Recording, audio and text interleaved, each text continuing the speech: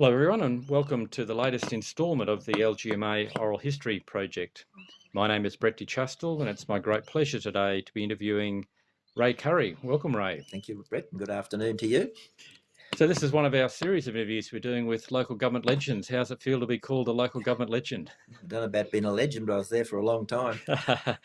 Oh, that's good. So what we might do with many of these interviews, we'll start at the beginning. How did you get into local government? Why did you start working in councils? I got into local government by default after I'd finished year 12 out at Isisford. The lady in the office in Isisford married my brother the previous August, and the Shire Clerk of the day, Bill Ritchie, said, "We'll hold the job open and see who finishes school this year." 3 of us locals applied. I'd finished year 12 and the other 2 had finished year 10. I got the job, and when I left there about 2 years later, one of the other girls, who happened to be the sister of my sister-in-law, replaced me. So I replaced one member of the family, and then her sister replaced me. And who would have thought at that time, did you think you'd ever end up working in local government your whole career? No, it was a job that you did in the bush, and you got a job that paid well, or we thought paid well in those days, and worked in there, which I was fortunate to be in. You moved around a bit too. Was that part of a career plan, or you just found it interesting to work in different councils? Well, in 1970, when I went on holidays over to Perth, as I went through Brisbane, I applied for a job in Esk, which is over the Great Dividing Range. And while I was over in Albany, I got a phone call. They wanted to do an interview from the only female Shire Clerk in Queensland at the time. And when I come back from there, my father took me up, and the interview consisted of, "When can you start? Next Monday?" Wow. No, I've got to give notice where I am. So I did that and come and worked in Esk.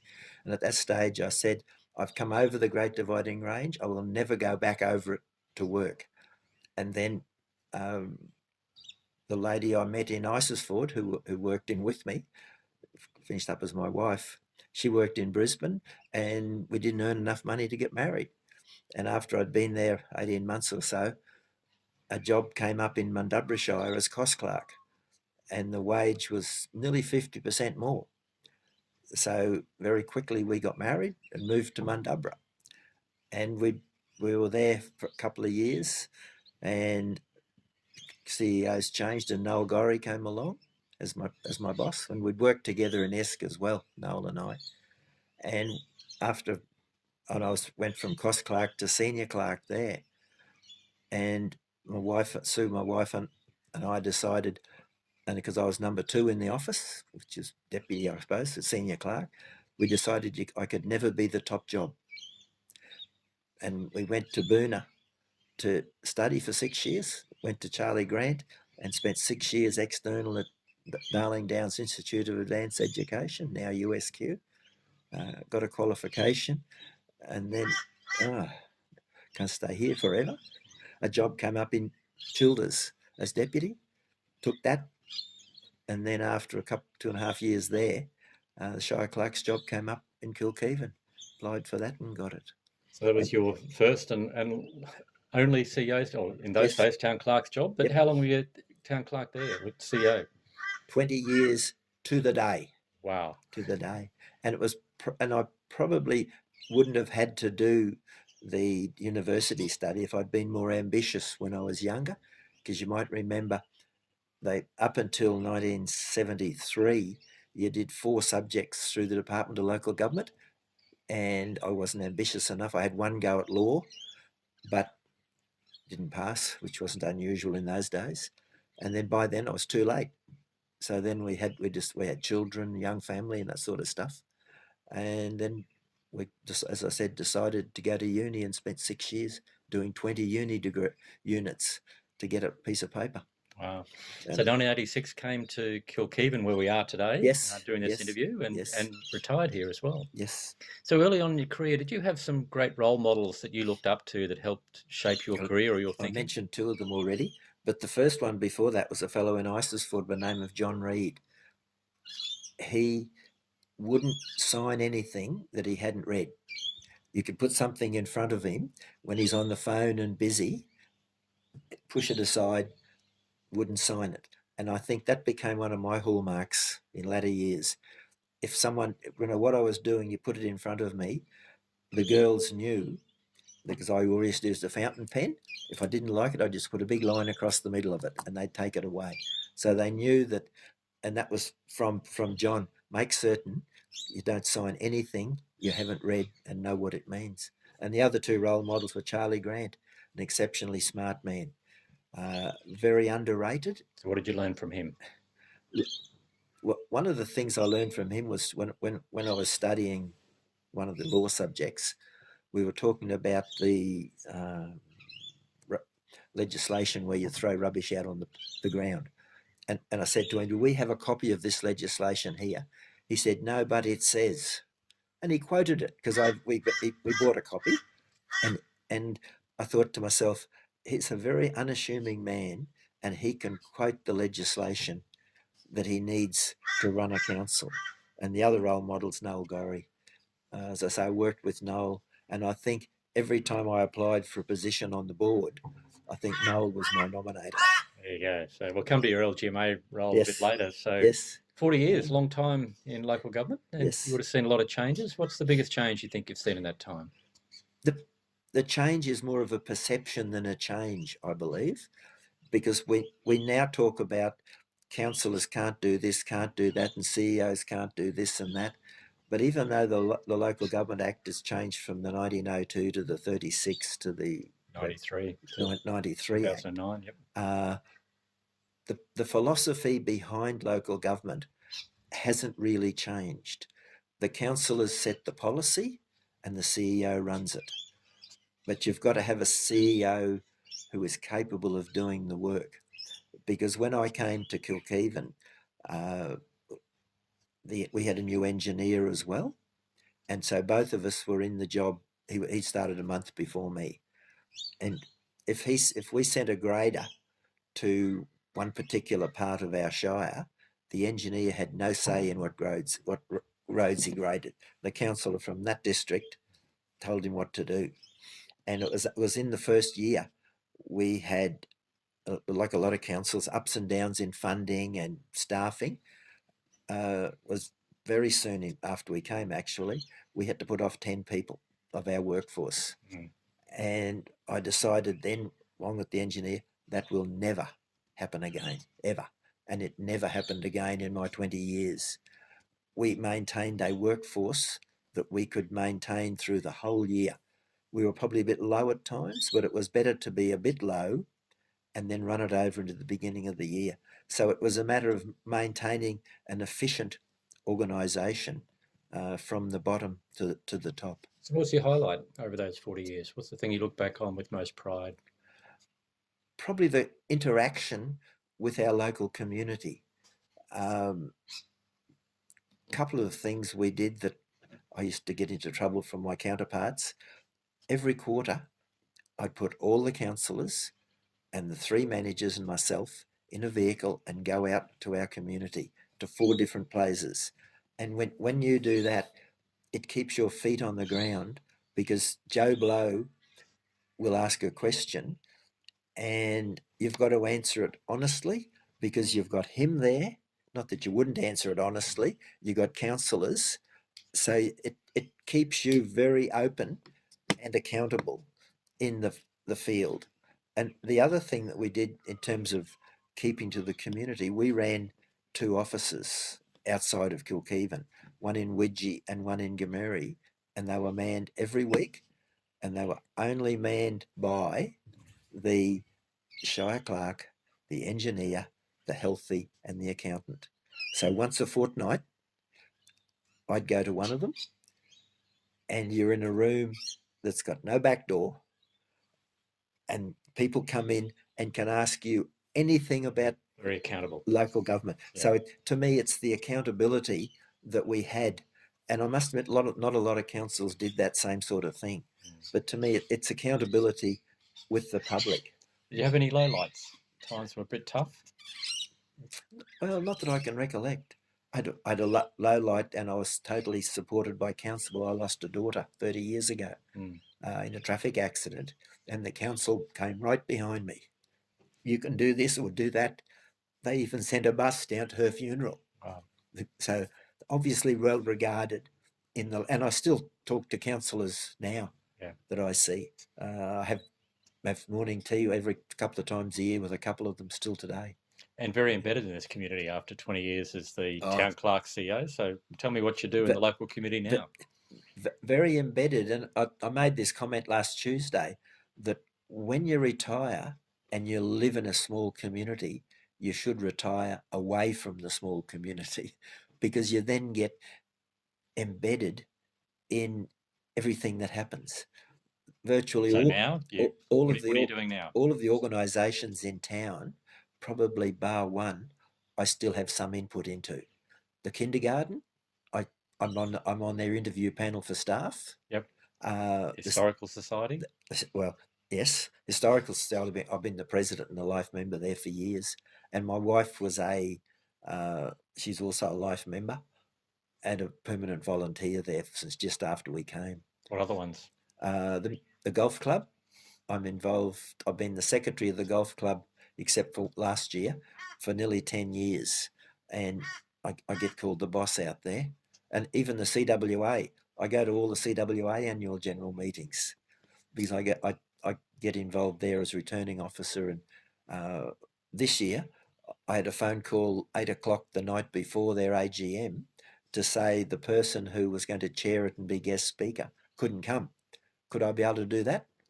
Uh, and I still get called today in the town, Mr. Currie, which to me, I accept it, I guess, but I'd rather be called Ray.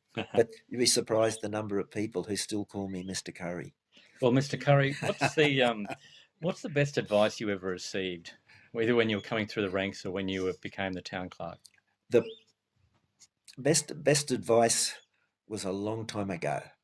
When I was in Isisford, I started to study accountancy, but that didn't work. And one of the first subjects I did was ethics. And behind the scenes at that stage, I didn't really think that it had any bearing on me, but it obviously did because, as far from my perspective, I led a completely ethical life in local government. I think I can ever in the 20 years here, I can ever only remember receiving a Christmas present once. That was from a contractor who was an auctioneer. He did some auctions for us.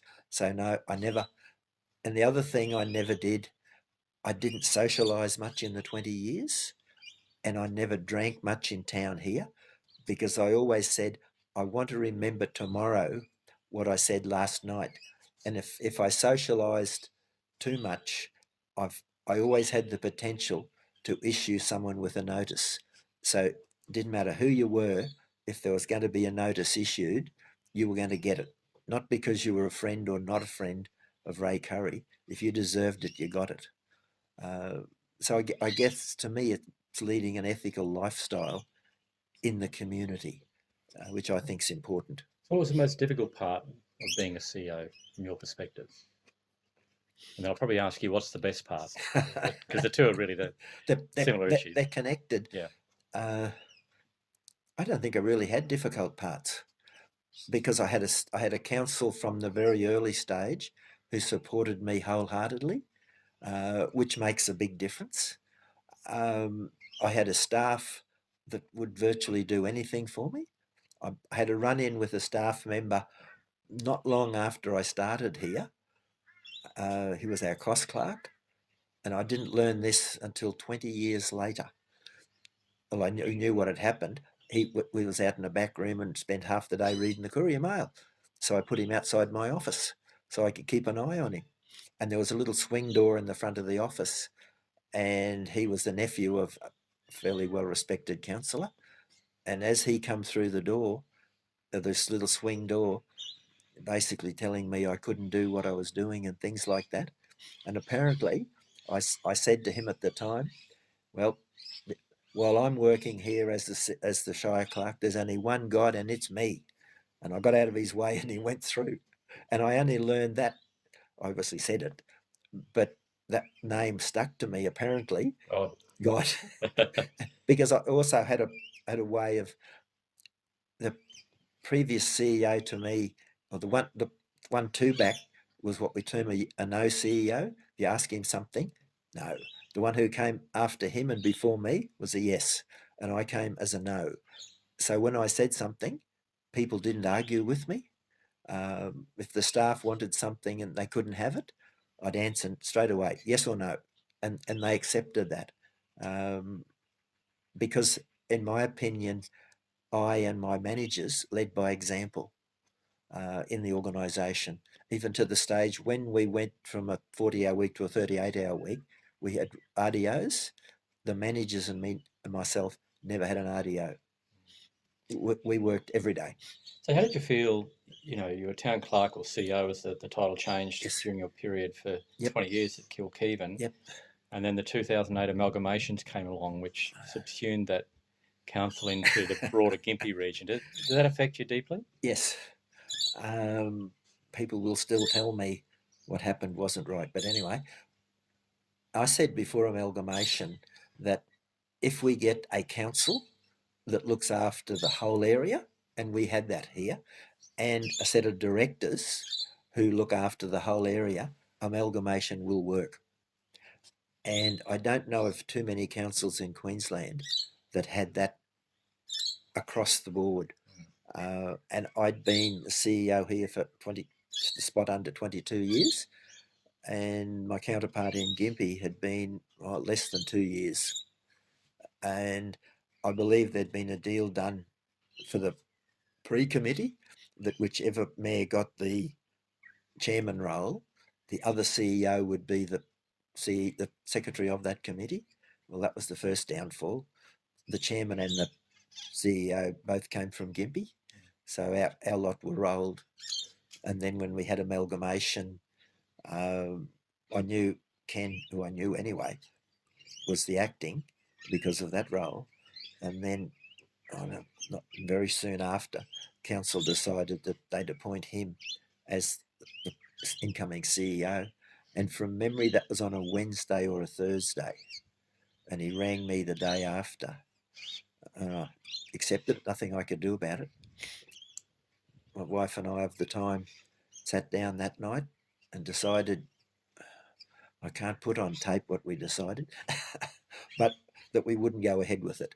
So I rang him up, I think it was on the Friday, to say, Ken, I'm finishing.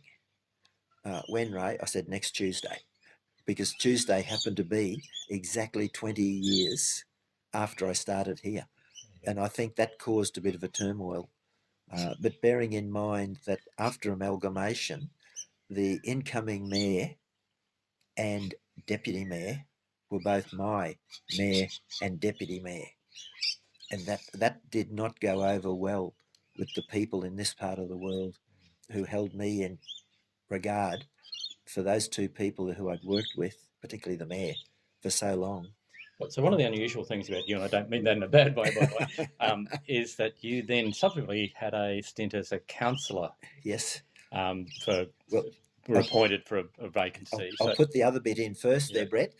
When we finished, my wife said, because she was at the museum and I was just floating around doing nothing, and she said, get a little job, a couple of days a week. And the little job turned out to be Regional Director, Department of Infrastructure and Planning for 2.5 years. Yep. And then she was diagnosed with motor neurone disease. So I had 2 or 3 years caring for her, and we'd built this house before then. So I cared for her here, and she actually died in the house. Mm. And then after that, I did a stint around Australia, went to Europe for 6 weeks and come home. And in the meantime, our Deputy Mayor, Tony Perrott, was elected to Parliament. And at the same time, and Ron Dine, the mayor, had passed away, so there were 2 positions in council. Mick became the mayor in Gympie, so there were 2 councillor positions. So they called them open, and I think there were 49 applicants. And I got shortlisted, obviously, and answered the questions. The interview I did, I was in London. And Mick rang me up and asked me the questions, and I answered them, obviously. A couple of days later, I got a phone call from him to say, you're our new councillor. and I filled in that role for about a year until the election. And I should have known more about politics, which I did know. The other three candidates who did not know each other from a bar of soap all combined to share their preferences. So after the first count, I was just under 200 in front, and when preferences counted, I was 17 behind. But my partner, she was a partner about then as well. She said that was the best thing that happened. You probably didn't realise that at the time, though, I did you? didn't, because the other thing is that my partner works in the council office, and I appointed her. Mm.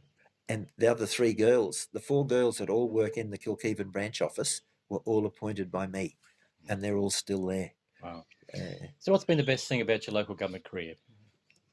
I think it's service to the community, and also being a member of LGMA has given me the opportunity to meet a lot of like-minded people, because I was always very keen to attend conferences. And to me, when you attend a conference, whether it be in Brisbane, Canberra or Hobart, you don't just learn from the sitting down sessions. You're sitting down with other like people, and inevitably you discuss how you manage and how you run a council. And I think that's what kept me in the LGMA role, and probably the same with the committees that I'm on now. So, You, so why did you join the board? Well, you're involved in LGMA, obviously, but you then became a board member and ultimately president. What yeah, made you? well, I was on the branch before then. I was on the branch when I was in Childers. So I guess I've always had a thought that you should be involved in what's going on. So I joined the branch, I think, in '85 while I was still in Childers. Oh, yep. And then when I came here, from memory, I gave it away for a little while because you know, a new job and all that sort of stuff. And then I went back onto the board. I think you can probably tell me when I went back onto the board, Yep. and was there for a long time. 95, I think it was. 95, yes. So, and you're president in 2002, 2003. 2003, yes. And also served as a national councillor for 4 years. So about every quarter, off to Melbourne or Canberra. And once again, meeting the fellows in those states, you get a better understanding of the local government industry. And no one has yet argued with me on this point, because local government in Queensland is the most complex local government in Australia. Water and sewage, for example, they don't all cover that. Uh, Most of them don't cover town planning. So we cover here the full range of everything that affects your community. And in my opinion, as a CEO, right, you've got professional people to do it, but you've got to understand how all those things work. I get said to me now in this part of the world, oh, you worked in a little council, you don't know how those things run. We run businesses. When I first started, as well as reading water meters and electricity meters, uh, we ran the baker shop. We owned and ran the baker shop. We owned and ran the picture theatre. So every Saturday night, the senior clerk sold, generally on a normal basis, sold the tickets. The lady who later became my wife was the usherette, and I helped the town mechanic operate the projectors. Imagine someone in a council doing those sort of things today. Probably almost answered my next question was, what's the funniest memory? So running the picture theatre, what's the sort of memories you have of your career that you look back and laugh at? That's probably one of the funniest ones. Um, yeah, things that you do in local government that stand out. The other one, we were the first council in Queensland to run a community aged care package. We looked after 10 people in the area. We'd take them to doctors and all that sort of thing. And we wanted to put up a unit here for older people, and that's what they're trying to get in town now. And in those days, it wasn't economic, and it's still not economic in my opinion. So the funding fell over, so we were granted community aged care packages, and that led me on to another role that I had, because we were assisted by the South Burnett Hospital. I finished up on the board of the South Burnett Hospital and chairing it. bearing in mind that I've never resided in the area covered by that hospital. We're in Sunshine Coast, but I chaired the Kingaroy Hospital Board. Okay, that's Uh, interesting. It is. And a lot of other things I did because we had a 10-year period when the person who was our mayor, he was the first mayor, he wasn't overly interested in serving on boards. He was more happy to do the very, very local things. So development boards, tourism boards, all of those things, uh, I was either secretary or president of for a long time, which means that I wasn't in the office here, but I had good directors around, and nothing happened. You might remember a fellow by the name of Ross Hollins. Ross was in Nanango Shire. I remember Ross and I talking once, and he said to me, "You know more about my shire than I do." I said, "Yes, because I'm very seldom in the office. I'm out and about with the people and things like that, and you learn all of that sort of stuff. Sometimes it's useless information, but I've learned over the years you gain a bit here and a bit there, and you eventually get the whole story." Well, you've had an amazing career. And certainly I can recall branch conferences in the early days where I was a young Yes. young up and comer, and I can remember you as president back in 2002, Yes. 2003, some Yes. almost 20 years before myself. What advice would you give to newcomers in local government, or maybe prospective CEOs? What advice would you give someone? I think for someone who comes into the role today, because they now, I'll go back a step because the advice stems from this. I think the beginning of our downfall in what we would call good management happened in 93 when we changed the legislation to say we don't need a particular qualification. So you now can come from anywhere. And I think those of us from that vintage had a broader outlook.